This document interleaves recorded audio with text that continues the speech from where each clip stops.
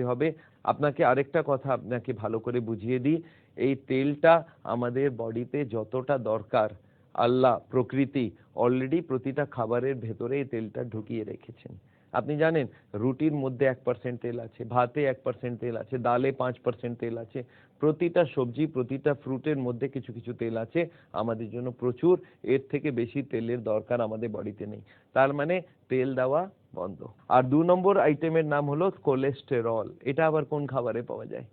Cholesterol একটাই খাবারে ওয়ার্ল্ডে পাওয়া যায়, সেটা হলো অ্যানিমাল ফুড। অ্যানিমাল মানে কি? জানোয়ার থেকে তৈরি যে কোনো খাবার, তার মধ্যে কোলেস্টেরল থাকবে। আরেকটা জিনিস আপনি জিন্দগি ভরের জন্য মনে রাখবেন, কোনো প্লান্ট ফুডের মধ্যে কোলেস্টেরল থাকে না। প্লান্ট ফুড মানে কি? যত রকম সবজি, যত রকম ফল, যত রকম শস্য, আনাজ, যেমন রুটি, ভাত, এগুলোতে কোনোটাতে কোলেস্টেরল নাই। কেন কোলেস্টেরল নাই? ওটা প্লান্ট থেকে তৈরি। যদি অ্যানিমাল থেকে তৈরি হয় তবে ওতে কোলেস্টেরল থাকবে। আচ্ছা, অ্যানিমাল ফুড কি কি আছে ভাবুন। অ্যানিমাল ফুডে আছে যত রকম মাংস, যত রকম মাছ, ডিম আর দুধ। এই 4টা জিনিস আমাদের ব্লকেজ বানাতে মদত করে, কারণ কি ওটা animal food, full of cholesterol. তাহলে আমি হার্টের পেশেন্টদেরকে কি রিকোয়েস্ট করব?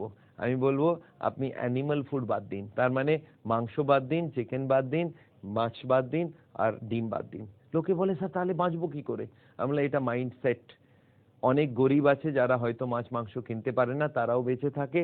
আর অনেকজন আছে এরকম, বিধবারা অনেক কিছু আছে যারা, অনেকজন এরকম আছে যারা কখনো মাছ মাংস খায় না। আমাদের ইন্ডিয়াতে হাফ অফ দ্য পপুলেশন মাছ মাংস খায় না। তারা কি খুব দুঃখী নাকি? এটা মাইন্ডসেট। আমাদের সবার মাইন্ডে একটা বসে যায়, এটা হলে খুশি। যার আলুর সবজি পছন্দ সে আলু ছাড়া দুঃখী হয়ে যাবে, যার পটলের সবজি পছন্দ সে পটল বিনা দুঃখী হয়ে যাবে। সবার মাথাতে একটা ঢুকে যায়, এরকম হলে খুশি হব, না হলে খুশি হব না, এরকম কিছু হয় না। এটা হলো মাইন্ডসেট। তাহলে আপনার মাইন্ডসেটটাকে একটা চেঞ্জ করতে হবে, কি আমি অ্যানিমাল ফুড খাবো না। দুধ, দুধে একটা প্রবলেম আছে। দুধের একটা সুবিধাও আছে, প্রবলেম হলো ওতে কোলেস্ট্রল আছে। আর সুবিধা হলো সেটাকে বয়েল করে যদি দুধটাকে ঠান্ডা করেন, কোলেস্ট্রলটা উপরে গিয়ে জমে যায়। এটাকে শর্ট বলা যেতে পারে। এটাকে সরিয়ে দিন, আবার বয়েল করুন, আবার ঠান্ডা করুন, আরেকটা লেয়ার হবে। 2-3 লেয়ার যদি আপনি ফ্যাটটা বার করে দিন দুধটা, তাহলে কিছুটা পরিমাণে দুধটা নেওয়া যেতে পারে।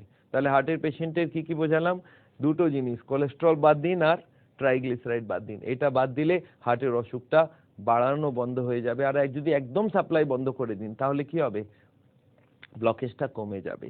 এখন আরেকটা জিনিস বোঝা যাক, এই দুটো হলো, আমি বলি এটা হলো দুটো সবথেকে বড় ক্রিমিনাল, সবথেকে বড় মার্ডারার। লাখ লাখ লোককে প্রতি বছর এখানে মারে। এই দুটো ক্রিমিনাল আমাদের কিচেনে ঢুকে গিয়েছে। আর কার হেল্প নিচ্ছে? আমাদের স্ত্রীদের হেল্প নিচ্ছেন, আমাদের মাদের হেল্প নিচ্ছেন, বোনদের হেল্প নিচ্ছেন। কি আপনারা এই দুটো ক্রিমিনালকে ইউজ করে পেশেন্টকে মারার চেষ্টা করুন? আমি মনে হয় এটা করা উচিত নয়। আমরা চাই এই দুটো কোলেস্ট্রল ট্রাইগ্লিসারাইডকে আমরা খাবার থেকে বাদ দিতে চাই। আর তাতে মাইন্ডসেটটা চেঞ্জ করতে হবে, আর কোনো ফরক নেই। টেস্ট এত খাবার আমরা তৈরি করেছি বিনা তেলের, যাতে স্বাদ অনেক ভালো হয়। আমাদের ক্যাম্প হয়, কুকিং ক্লাস হয়, সেখানে আমরা শেখাই কিভাবে তেল ছাড়া খাবার তৈরি করা যেতে পারে। এখন আবার ভাবা যাক, এই দুটো লোক আছে গুন্ডা, এদের আবার টিম আছে নাকি না? হ্যাঁ, এদের একটা টিম আছে। এই টিমগুলোর নাম হলো HDL, LDL, VLDL, আর একটা হলো কোলেস্ট্রল HDL রেশিও। এই 6টা আইটেমকে আমরা বলি লিপিড প্রোফাইল। এই 6টাকে বলা হয় লিপিড প্রোফাইল। দেখবেন ডাক্তাররা লিখে দেন লিপিড প্রোফাইল করিয়ে আনবে। তার মানে কি? এই রক্তর ভেতরে কোন গুন্ডা কতটা আছে সেটা জানা উচিত। আপনাকে একটা কথা বলে দিই, কোলেস্ট্রলটা আমাদের রক্তের ভেতরে 130 থেকে 180 পর্যন্ত থাকা উচিত। আর আমি কি চাইবো হার্টের পেশেন্ট থেকে? আমি চাইবো সে 129 এনে রাখুক। আর ট্রাইগ্লিসারাইডটা আমাদের রক্তের ভেতরে 100 থেকে 160 থাকার কথা। আমি কি চাইবো? আমি চাইবো 99 এনে রাখুন। যদি এই দুটো আপনি আনতে পারেন তাহলে হার্টের অসুখ হবার চান্স খুব কম, হার্ট অ্যাটাক হবার কোনো চান্স থাকবে না। এই দুটো খুব ভালোভাবে মনে রাখবেন, কোলেস্ট্রল 130 থেকে কম আর ট্রাইগ্লিসারাইড 100 থেকে কম। এই দুটো আনবার জন্য বিনা তেলের রান্না খেতে হবে, আর তার সঙ্গে কোলেস্ট্রলের জন্য যত রকম অ্যানিমাল ফুড বাদ দিতে হবে, প্লান্ট ফুড থেকে বাঁচতে হবে, তাহলে আমাদের কাজ হয়ে যাবে। এর সঙ্গে আরো একটা জিনিস মনে রাখতে হবে, একটা গুড কোলেস্ট্রল আছে এর মধ্যে। গুড কোলেস্ট্রল হলো এইচডিএল কোলেস্ট্রল। এটা বাজারে পাওয়া যায় না। এটা আবার কোলেস্ট্রলকে মদত না করে কোলেস্ট্রলকে কম করার চেষ্টা করে। এই এইচডিএলটাকে আপনি বাড়াতে চাইলে আপনাকে হাঁটতে হবে। প্রতিদিন হাঁটবেন তাহলে এইচডিএল বাড়বে। আর যদি আপনি খাবারে গ্রিন ভেজিটেবল খাবেন, টেনশনটা কম করবেন, তাহলে এইচডিএল বাড়বে। তাহলে এইচডিএল কে বাড়াতে হবে, বাকিগুলোকে কম করতে হবে। আর এই এলডিএলটাকে ব্যাড কোলেস্ট্রল বলা হয়। এটা 70-এর উপরে থাকা খুবই ডেঞ্জারাস। 70 থেকে কম রাখবেন, তাহলে হার্টের অসুখ হবে না। এনিওয়ে, এই যে ব্লকেজের কারণগুলো আপনাকে বোঝালাম, এই 6টা লিপিড প্রোফাইল যেগুলোকে বলা হয়, এদেরকে হেল্প করার জন্য আরো 6 জন আছে যারা বলে আপনারা ব্লকেজ বাড়ান, আমরা সঙ্গ দেব। আর এরকম 6 জনের নাম আপনাকে বোঝাতে চাই। এরা ব্লকেজ বানাতে প্রচুর মদত করে। আর তাদের নাম হলো high blood pressure, high sugar, এটাকে ডায়াবেটিস বলে, এই ডায়াবেটিস আর হার্টের ব্লাড প্রেশার, এই দুটো আমাদের ব্লকেজ বানাতে প্রচুর পরিমাণে হেল্প করে। আর তার সঙ্গে হলো স্মোকিং বা টোব্যাকো মানে হলো টোব্যাকো, এইটাও ব্লকেজ বানাতে খুব মদত করে। আর তার সঙ্গে হলো অ্যালকোহল, মদ, আর একটা হলো ওভারওয়েট। যদি লোকে ওভারওয়েট থাকে তাহলে ওর ব্লকেজ বানাবার খুব বেশি চান্স থাকে। আর একটা লাস্ট হলো স্ট্রেস, যেটাকে বলা হয় মানসিক চাপ। এই 6টা কারণে আমাদের ব্লকেজ আবার বাড়ে। যদি হাই ব্লাড প্রেশার থাকে তাহলে ব্লকেজটাকে বাড়াবার চেষ্টা করবে, যদি হাই সুগার থাকে তাহলে ব্লকেজ বাড়াবার চেষ্টা করবে। আর এই দুটোকে কন্ট্রোল করা খুবই দরকার।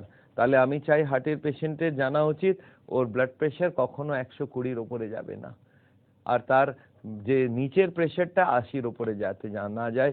আর এর জন্য কি করতে হবে? এর জন্য হার্টের জন্য যা যা করতে হয় সেগুলোই করতে হবে। একটা এক্সট্রা কাজ করতে হবে, সেটা লবণটা একটু কম খাবে। টেনশন কম করতে হবে, তার জন্য ওয়াকিং করতে হবে, তার জন্য ওজন কমাতে হবে, তার জন্য ফ্যাট কমাতে হবে। আর এগুলো করলে ব্লাড প্রেশার কমে যায়। আর তারপরে যদি কন্ট্রোল না হয় ওষুধ খাক, আমার কোনো অসুবিধা নেই, কিন্তু 120 আর 80 ব্লাড প্রেশার রাখতে হবে যদি আপনি ব্লকেজকে রুখতে চান, হার্ট অ্যাটাক থেকে বাঁচতে চান।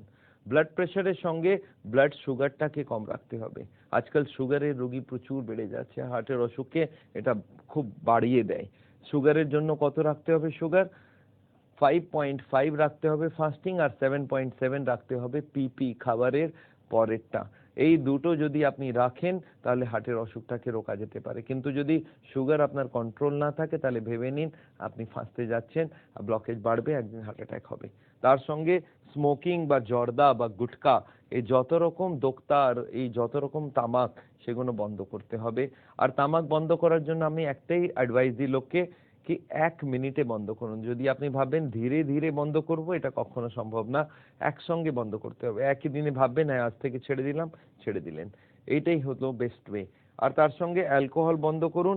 আর যদি ওভারওয়েট আছে সেই ওজনটাকে কম করাতে হবে। যারা বেশি ভাত বা রুটি খায় তাদের ওজন বেশি বেড়ে যায়, আর এগুলো বন্ধ করতে হবে।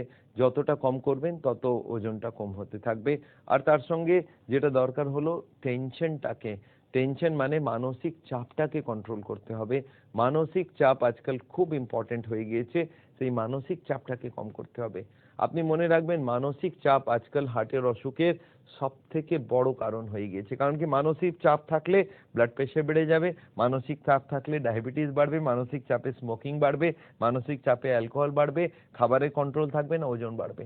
আর মানসিক চাপ থেকে কোলেস্ট্রল, ট্রাইগ্লিসারাইডও কন্ট্রোল হলে এইচডিএল কমে যায়। তাহলে আজকের দিনে দেখা যাচ্ছে মানসিক চাপটা হার্টের অসুখের খুব বেশি বড় কারণ হয়ে যাচ্ছে। আর এই মানসিক চাপটাকে কম করা খুবই দরকার। যদি মানসিক চাপ করার জন্য আমরা শেখাই যোগা, তার সঙ্গে আমরা শেখাই মেডিটেশন, আর মানসিক চাপটাকে বোঝাতে হবে, তার জন্য আমরা মানসিক চাপের উপরে বই লিখেছি, আমরা তার জন্য ক্লাস করি। মানসিক চাপটা পুরোভাবে কন্ট্রোল করা যায় না, কিন্তু 50% যদি এনে দিন তাহলে আমাদের অনেক ফায়দা হয়ে যাবে। তাহলে মানসিক চাপটাকে কম করতে হবে। এই 12টা কারণ আমাদের এখন হার্টের অসুখের। এরপরে আর 3টে আছে, সেগুলো হার্টকে ব্লকেজটাকে বানাতে রুকে দেয়। এই 3টের কি নাম? একটা নাম হলো এক্সারসাইজ, আর তার মধ্যে সবথেকে ভালো হলো ওয়াকিং। এক্সারসাইজ করতে হবে, আর তার সঙ্গে ফাইবার খেতে হবে। যদি ফাইবার খাবেন তাহলে হার্টের অসুখ হবে না। ফাইবার মানে কি? রেশা। এটা কোথায় পাওয়া যায়? ফাইবার পাওয়া যায় ফলে আর সবজিতে। আর তার সঙ্গে হলো অ্যান্টি অক্সিডেন্ট বাড়াতে হবে আপনাকে। অ্যান্টি অক্সিডেন্ট মানে কি? 3টে ভিটামিন থাকে, ভিটামিন এ আর ভিটামিন সি আর ভিটামিন ই। এই 3টে ভিটামিন যদি আপনি খাবারে বেশি করে খাবেন তাহলে ব্লকেজ হবে না। তাহলে মনে রাখবেন, আমাদের এক্সারসাইজে আমি চাই 35 মিনিট সবাই হাঁটুক। আর যদি 35 মিনিট হার্টের পেশেন্টরা প্রতিদিন হাঁটে, কিছুটা যোগা করে, তার সঙ্গে বেশি করে ফল আর সবজি খায়, তাহলে অ্যান্টিঅক্সিডেন্টও পাবে, ফাইবারও পাবে। তাহলে হার্টের অসুখটাকে আমরা রুখতে পারবো। আর তার সঙ্গে যদি ব্লাড সাপ্লাই পুরোটার বন্ধ করে দিন, কোলেস্ট্রল, ট্রাইগ্লিসারাইড, তাহলে আমাদের সাপ্লাই পুরো বন্ধ বাইরে থেকে। এখন ব্লকেজ আর বাড়বে না। বডির যত কোলেস্ট্রল ফ্যাটের দরকার সেটা ভেতর থেকে টানবে, আর তাহলে ব্লকেজটা ধীরে ধীরে কম হবে। আর কম হওয়াটাকে আমরা বলি রিভার্সাল অফ হার্ট ডিজিজ। আজকাল মেডিকেল সায়েন্স অলরেডি প্রুফ করে দিয়েছে কি ব্লকেজকে রিভার্স করা যেতে পারে। মার্কিন যুক্তরাষ্ট্রতে ডক্টর ডিন অর্নিস বলে খুব ফেমাস ডাক্তার আছেন, ওনার কাছে আমি ট্রেনিং নিয়েছি। উনি ওয়ার্ল্ডকে দেখিয়ে দিলেন কি ব্লকেজকে রিভার্স করা যেতে পারে। সাইন্টিফিক্যালি প্রুফ করে দিয়েছেন উইথ অল দ্য এনজিওগ্রাফিক ডিটেলস কি ব্লকেজ রিভার্স হতে পারে। তাহলে আমরা এখন কি চাই হার্টের পেশেন্টকে পাশ থেকে? এই নলেজগুলো আপনি জানুন, আর কিভাবে এই নলেজটাকে আপনি যদি ইউজ করেন তাহলে ব্লকেজ হবে না, ব্লকেজটাকে রিভার্স করা যেতে পারে। আপনার কি মনে হয় এই ব্যাপারগুলো হার্টের পেশেন্টের বোঝা উচিত কি না? কারা বলবে? আমাদের কার্ডিওলজিস্টরা বলবেন? আমি দেখি তাদের কাছে টাইম নেই, আর তারা চায়ও না। কিন্তু তারা চায় কি আপনার কাছ থেকে? হার্টের পেশেন্ট থেকে তারা কি চায়? তারা চায় দুটো জিনিস, একটার নাম হলো বাইপাস সার্জারি আর একটার নাম হলো রিং পরানো, যেটাকে বলা হয় অ্যাঞ্জিওপ্লাস্টি। এই দুটো কি সেটা একটা বুঝে নি। ওরা বলছে আপনারা ব্লকেজ বাড়ান, আমাদের কোনো অবজেকশন নেই, কিন্তু আমাদের কাছে এলে আমরা অপারেশন করব। তার মানে হার্টের অসুখের যে আসল ট্রিটমেন্ট সেটা ওরা করতেই চাইছে না। তারা যাচ্ছে ট্রিটমেন্ট এরকম হোক যাতে ওনাদের অপারেশন বেশি হোক, আর এই অপারেশনটা এত বেশি দামি কি ওনাদের অনেক প্রফিট হতে পারে। এই জন্য হার্টের পেশেন্টদেরকে ওনারা অপারেশনের দিকে নিয়ে যেতে চান, যেখানে ওর আসল কারণটা সরানো যেতে পারে আর এটাতে পেশেন্ট বেঁচে যাবে, সেটা ওরা করতে চায় না। ওরা চায় অপারেশন করানো। এই অপারেশন কি সেটা একটু বোঝাতে চাই। এই বাইপাস সার্জারি মানেটা কি যদি সিম্পল ভাবে বোঝাই, এটা একটা ব্লকেজ আছে, একটা টিউব আছে, এখানে এটা ব্লকেজ আছে। বাইপাস সার্জন কাছে যদি চলে যান, ওরা বলে না আপনার এই বাইপাস সার্জারি করতে হবে, একটা পা থেকে বা হাত থেকে টিউব কাটবো আর ওই টিউবটাকে এখানে আমি বসিয়ে দেব অপারেশন করে। এটা হলো বাইপাস সার্জারি। তার মানে এটা কি হলো? তার মানে এখন ব্লাড এখান থেকে না হয়ে এদিক হয়ে যাবে। এটা হলো এটা খুব ছোট সার্জারি না, কি মনে হয়? খুব বড় সার্জারি। পুরো চেস্টকে মধ্যখান থেকে কাটতে হবে। কি দিয়ে কাটবে? করাত দিয়ে। আপনি কখনো দেখেছেন একটা গোল করাত থাকে? আপনি কখনো বাড়িতে টাইলস চেঞ্জ করিয়েছেন? কখনো এই মার্বেল বগেরে লাগিয়েছেন? দেখবেন ওখানে একটা করাত থাকে গোল, ওখানে এটা লাগিয়ে করে কাটা হলো। এরপর এটাকে খোলা হবে, এখানে জ্যাক নিয়ে খোলা হলো, এখন হার্টটা চলছে, ওটাকে বন্ধ করতে হবে। 3-4 বটল ব্লাড দিয়ে পুরো বডিকে চালাতে হবে একটা মেশিন থেকে। আর সেই সময় পা থেকে বা হাত থেকে বা বুক থেকে একটা টিউব কেটে হার্টে জোড়া হবে। এটা কোনো ছোট অপারেশন নাই। কত লোক মারা যায়, কত কমপ্লিকেশনে চলে যায়। আমি চাই এই অপারেশনটা যাতে লোকে অ্যাভয়েড করে। আর সব থেকে খারাপ কি জানেন তো? এই অপারেশনের পরে যে নতুন টিউবটা লাগানো হলো, এটা আর 40 বছর যাবে না, এটা খুব কম সময়ে বন্ধ হয়ে যায়। এটা ইউজুয়ালি দেখা যায় 1 বছর থেকে 10 বছর, অ্যাভারেজ 5 বছরের মধ্যে এই টিউবটা আবার ফেরত ব্লক করে ফেলে। তার মানে কার্ডিওলজিস্ট বলছেন কোনো অসুবিধা নেই, এখন আপনি আরেকটা অপারেশন করান, আবার আরেকবার প্রফিট আসবে। তার মানে কি আপনি ব্লকেজ বাড়িয়ে যান আর আমরা অপারেশন করে যাব, এটা কোনো ভালো কথা নাই। আমি চাই হার্টের পেশেন্ট অপারেশন করাবে না। আরেকটা হলো অ্যাঞ্জিওপ্লাস্টি। সেটা আবার কি সেটাও একটু বুঝিয়ে দিই। এই যে রিং পরানোর ব্যাপারটা কি, এই একটা ব্লকেজ আছে ধরে নিন, এই টিউবে এই ব্লকেজ আছে, এই ব্লকেজটার মধ্যেখানে একটা ওরা অ্যাঞ্জিওগ্রাফির সময় একটা তার ঢোকান, ওই তারটাকে ওখানে রেখে ওরা বাইরে আসেন কি দেখুন আপনি যদি 2 লক্ষ 3 লক্ষ টাকা আরো দেবেন আমি একটা রিং পরিয়ে দেবো। ওটার মানে এটা কি? এই ব্লকেজটার ভেতর থেকে তারটাকে বার করা হবে, পেছন থেকে ধাক্কা দিয়ে বার করা। এখানে একটা বেলুন রাখা থাকে, বেলুন মানে আপনি বুঝতে পারবেন, এখানে একটা একটা বেলুন রাখা থাকে। আর এই ব্লকেজটাকে যদি এই বেলুনের ভেতরে যদি জল ঢুকিয়ে দেন তাহলে কি হবে? ব্লকেজটা এখান থেকে বেরিয়ে এই সাইডে চলে যাবে। এখন বেলুনটাকে জলটা বার করে তারটাকে বার করে নিল, আর এটা হলো বেলুনিং।